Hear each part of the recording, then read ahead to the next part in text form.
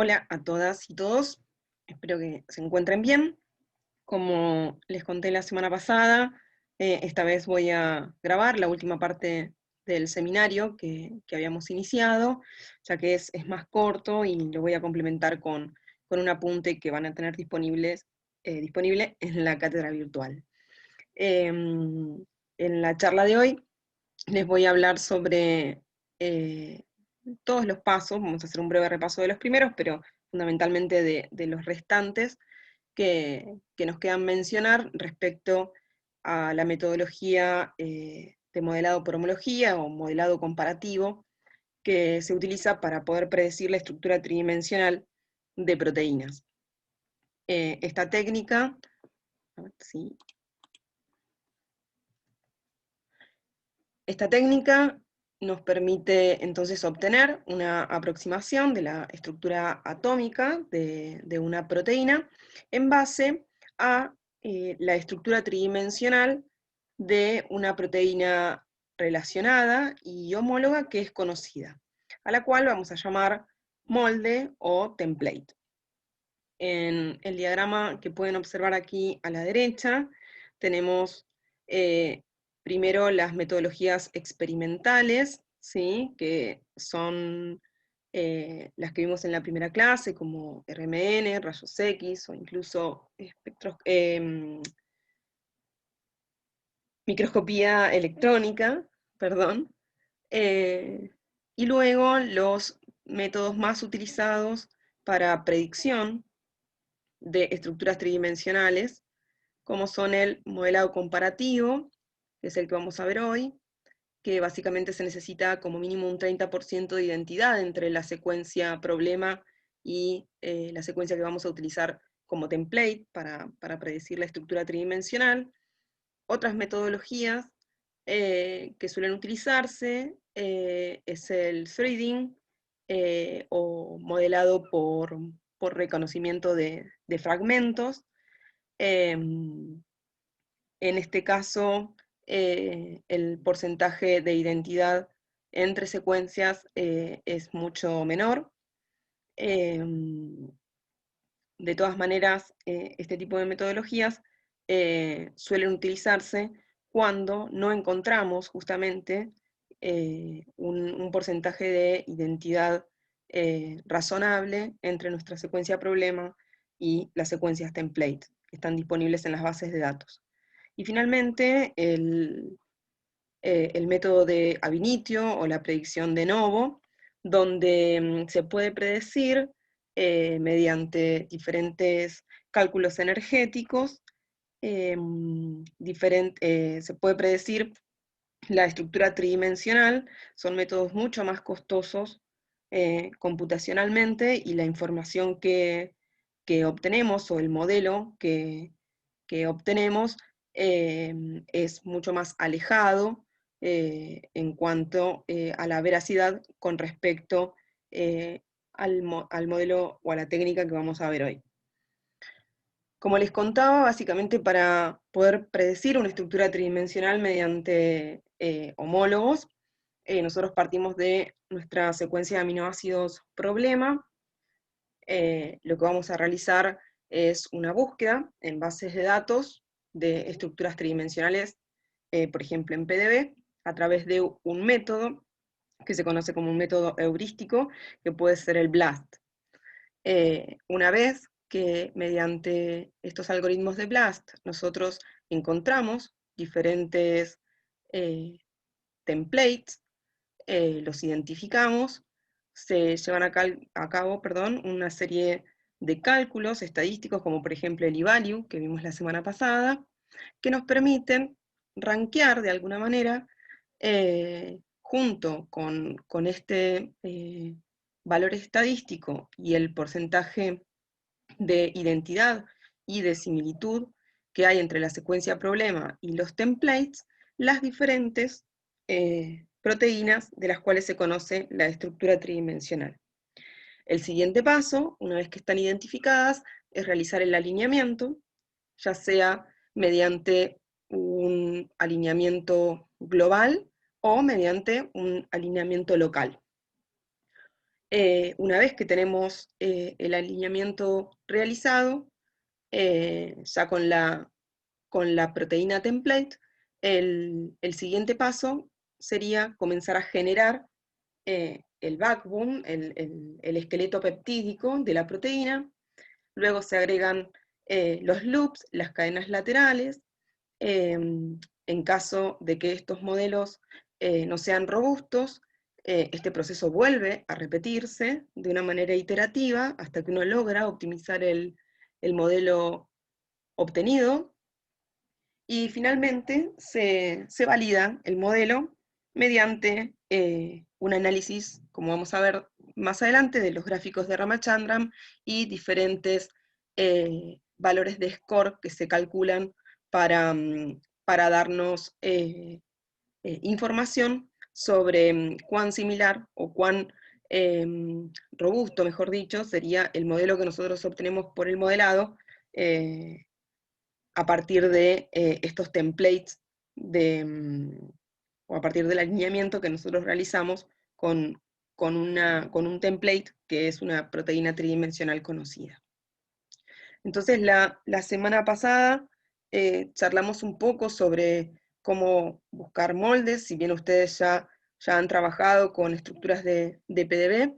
En este paso principalmente consiste en utilizar la herramienta de BLAST, o BLASTP sería, para el caso de proteínas, para buscar estructuras que nos sirvan de molde. Si podemos utilizar un dominio completo, una cadena completa, por ejemplo, va a ser mejor nuestro modelo, o si no, en todo caso, se podría hacer a partir de fragmentos. Una vez que identificamos estas secuencias homólogas, entonces lo que se hace es un alineamiento de los moldes con la secuencia problema. Como criterio general, al analizar los resultados de BLAST, nos vamos a quedar siempre con aquellas proteínas que haya encontrado que tienen un mayor porcentaje de identidad con nuestra proteína problema, que tengan una buena resolución y un buen porcentaje también de similitud. Aquí me equivoqué y puse porcentaje de identidad. Por ejemplo, fíjense, no sé por qué se ve tan mal esta slide, fíjense en esta tablita. Supongamos que nosotros tenemos nuestra secuencia problema, ¿sí?, de la cual queremos predecir la estructura tridimensional. Entonces hacemos una búsqueda de proteínas moldes y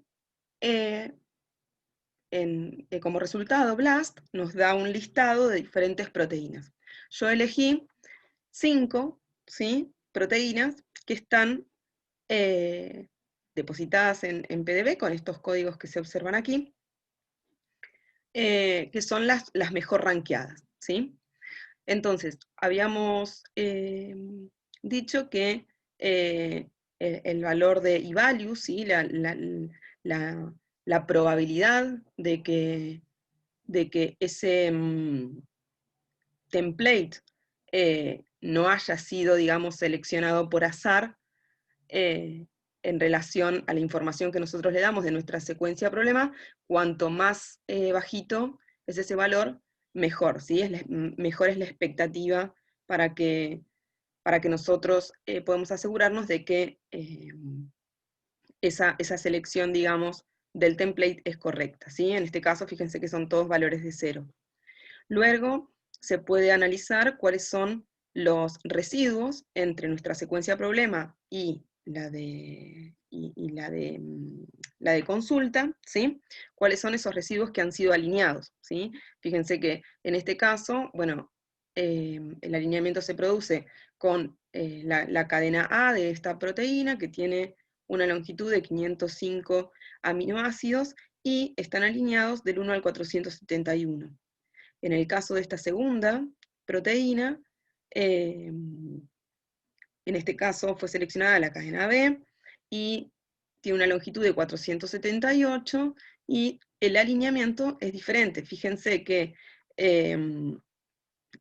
va del aminoácido 1 al 463, y en nuestra proteína consulta, nuestra proteína query, se alinea en realidad del 9 al 471. Por otro lado, tenemos el porcentaje de aminoácidos que son similares, ¿sí? El porcentaje de similitud, en todos los casos son mayores al 90%, y luego el porcentaje de identidad, ¿sí? Para la primera 97, 97, 97 para la tercera también, 92 y 93 para la cuarta y la quinta. Por otro lado, nos dan información sobre cuántos gaps, ¿sí? Cuántos indels, ya sea inserciones o deleciones, fueron insertados para que se realice un buen alineamiento. En las primeras tres no se realizaron, no se introdujeron gaps, y en las últimas dos proteínas sí se realizó la inserción de huecos. Por otro lado, tenemos los datos experimentales, tanto de la resolución, ¿sí? del cristal, como los valores R observados.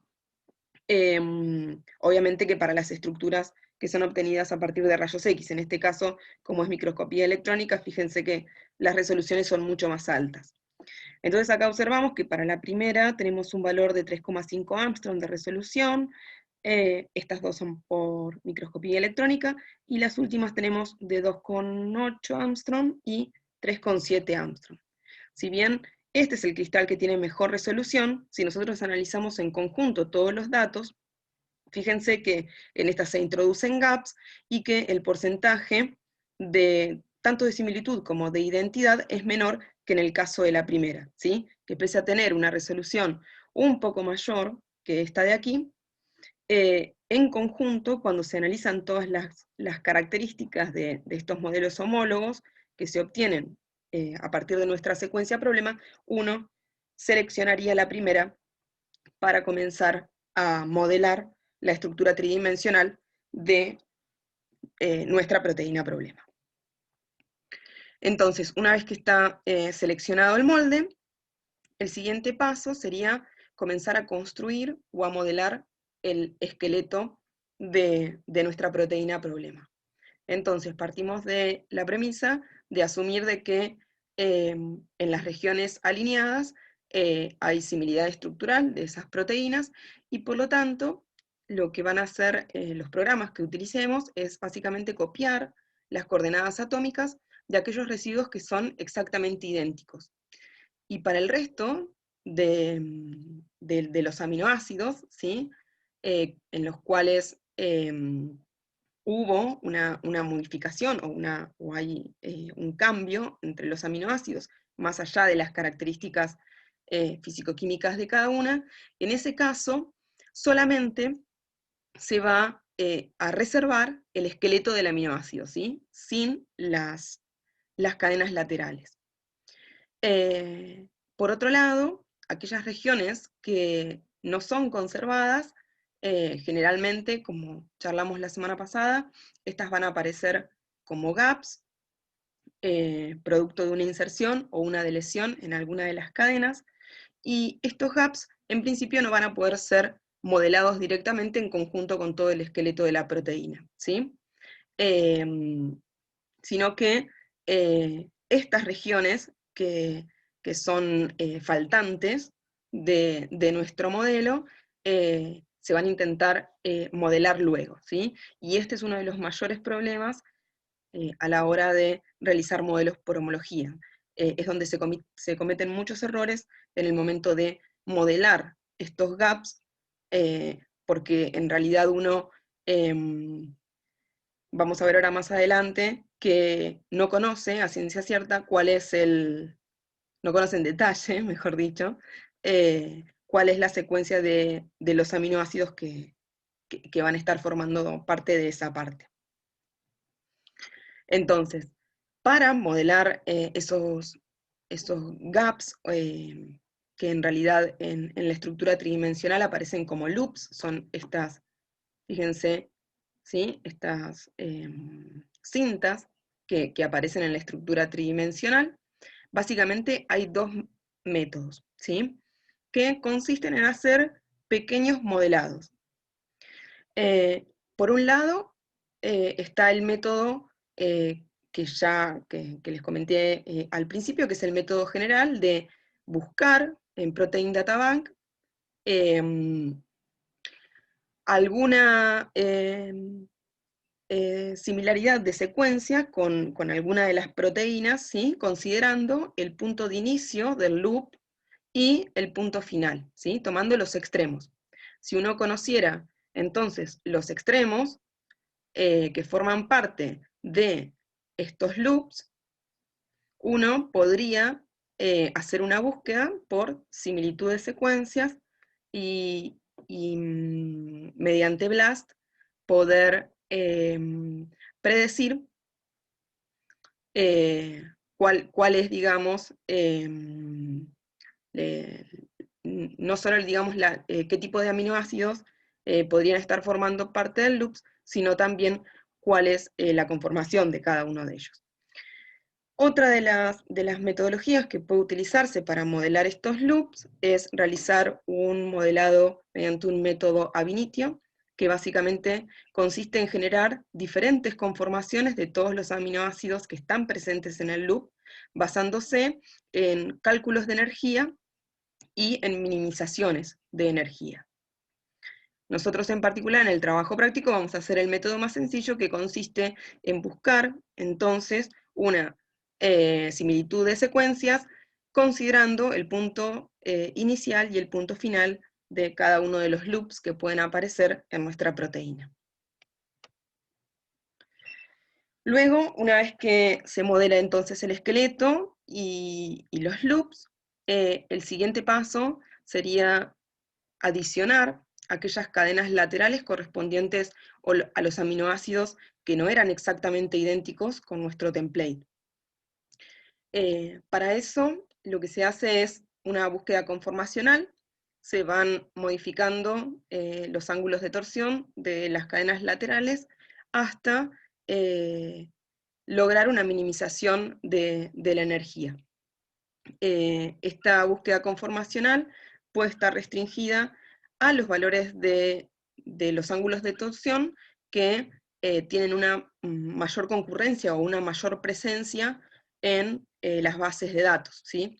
Entonces, lo que se puede hacer es generar una especie de librería de diferentes rotámeros e ir haciendo una búsqueda conformacional restringida a esos ángulos y a esas posiciones que se conocen de proteínas que ya tienen la estructura tridimensional elucidada. Y por otro lado, también se realiza un análisis de la conformación de todo el esqueleto de los aminoácidos que conforman la proteína. De esta manera, lo que se puede hacer es establecer una correlación entre la conformación que tiene la cadena lateral del esqueleto que yo estoy modelando y una librería, como les mencionaba anteriormente, de diferentes rotámeros que son los más probables o los que pueden estar presentes con mayor frecuencia. Este tipo de cálculos, ya sea tanto en la adición digamos, de las cadenas laterales como la minimización de la energía, digamos, de estas cadenas laterales de los aminoácidos, requieren un costo computacional bastante elevado, pero nos dan muchísima información respecto a las distintas conformaciones que pueden adoptar estas cadenas en el espacio. El siguiente paso, una vez que tenemos construido nuestro modelo tridimensional, sería evaluar si realmente ese modelo es robusto. Para asegurarnos entonces la calidad de la estructura tridimensional que nosotros obtenemos, se realizan principalmente un análisis de los gráficos de Ramachandran. Estos gráficos nos permiten localizar algunas anomalías que pueden estar presentes en los esqueletos, en los ángulos, perdón, del esqueleto carbonado de la proteína, que recordemos que son los ángulos phi y los ángulos psi. Generalmente, como les contaba en la primera clase que les mostré este tipo de gráficos, nos van a estar dando una distribución de cómo están ubicados esos aminoácidos y en qué regiones, ¿sí? Generalmente se acepta que un buen modelo, obtenido por modelado por homología, contenga al menos un 90% de todos sus aminoácidos en las regiones favorables, ¿sí? Ahora, también tenemos que tener en cuenta algunos aminoácidos particulares, como por ejemplo la glicina, ¿sí? que, que no tiene, digamos, una cadena lateral, entonces sí podría estar ubicando cualquiera de las cuatro regiones de los gráficos.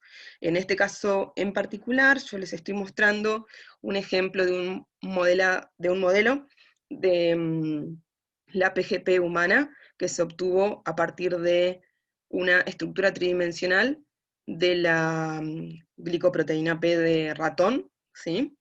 En este caso, en las zonas favorables se encuentran aproximadamente un 88, 85%, 88, 88.5% en las zonas favorables y casi un 98% en las zonas permitidas, ¿sí? Los restantes aminoácidos están en zonas más desfavorables, ¿sí?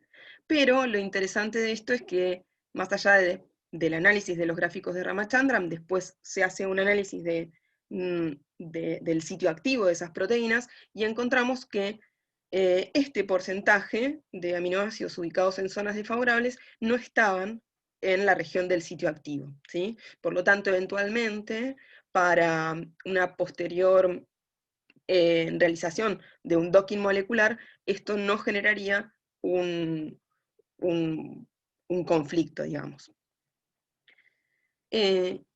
Además de analizar los gráficos de Ramachandran,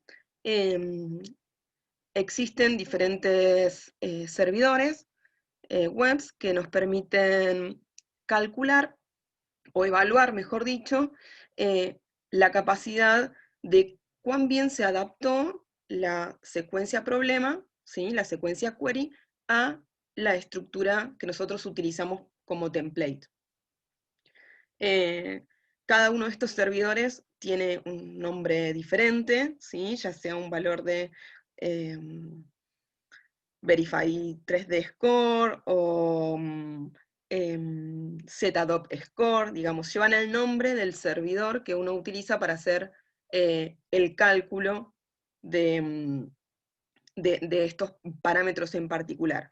En general, estos programitas lo que hacen es asignar una puntuación a cada uno de los aminoácidos y podemos ir observando y controlando la presencia de alguna irregularidad que pueda aparecer residuo a residuo. Y por otro lado, nos permite identificar cuáles son las zonas que están mal modeladas o que requieren un nuevo refinamiento.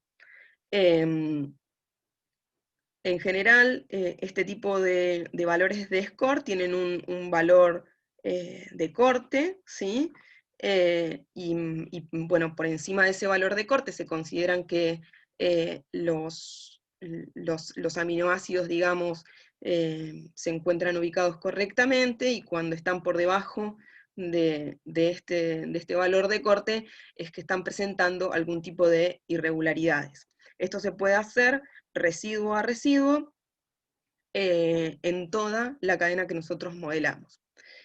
Ahora bien, si nosotros observamos muchas irregularidades, este modelo se tiene que refinar. ¿Y cómo hacemos un refinamiento? Bueno, se tiene que repetir otra vez, si es necesario, incluso desde el comienzo, hasta que los resultados de la evaluación sean satisfactorios. Por otro lado, otro parámetro que se suele calcular, que es el que vamos a calcular también en el trabajo práctico, es el valor de RSMD, que es la desviación cuadrática media entre cada uno de los aminoácidos, por ejemplo, de nuestra estructura molde respecto a la estructura modelada, ¿sí? ¿Cuál es la diferencia o la desviación que hay entre la posición de uno comparado con el otro? O cuánto se aleja, digamos, el modelo, perdón, de de la estructura tridimensional que se conoce.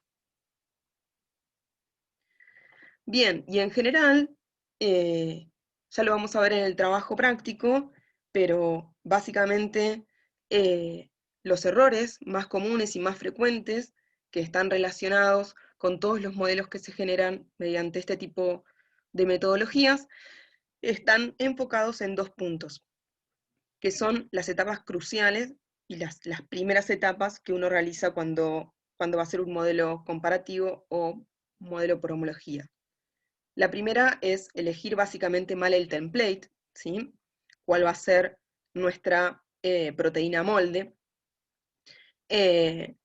Por eso es muy importante analizar, como les contaba en las primeras slides, no solamente el porcentaje de identidad entre la secuencia problema y la secuencia molde, sino hacer un análisis conjunto respecto a si hay presencia de gaps, si el alineamiento fue local, si el alineamiento fue global el que se realizó, cuál es la resolución del molde que nosotros vamos a utilizar, etc. Eso por un lado. Y por otro lado, otro de los errores frecuentes es realizar un mal alineamiento entre el template que nosotros elegimos y la proteína que tiene una estructura desconocida. Por eso vamos a ver en el trabajo práctico que si bien nosotros elegimos un modelo muy sencillo para que ustedes intenten reproducir, básicamente lo que vamos a ver en los programas es es la estructura visual, digamos, la estructura tridimensional de la proteína, y vamos a hacer nosotros el análisis de los alineamientos. Pero esto es muy importante porque básicamente si uno hace una mala elección o alinea mal, que son los dos primeros pasos de este modelado, el resultado de ese modelo que vamos a tener no va a ser robusto. Bien, en principio yo quería en este video muy cortito contarles algunas cuestiones más relevantes sobre esta técnica de modelado por homología, y les voy a subir entonces en cátedras virtuales un apunte donde voy a detallar no solamente estas etapas, sino también las que vimos la semana pasada, básicamente sobre alineamientos globales y alineamientos locales. Van a ver en el apunte que hay algunas cuestiones un poquitito más extensas, pero en líneas generales lo que nos interesa a nosotros es que ustedes puedan quedarse con los conceptos básicamente que nos enfocamos en las slides, pero creo que el apunte va a poder clarificar un poquito lo que les estoy contando. Así que bueno, eso es todo y nos vemos el viernes.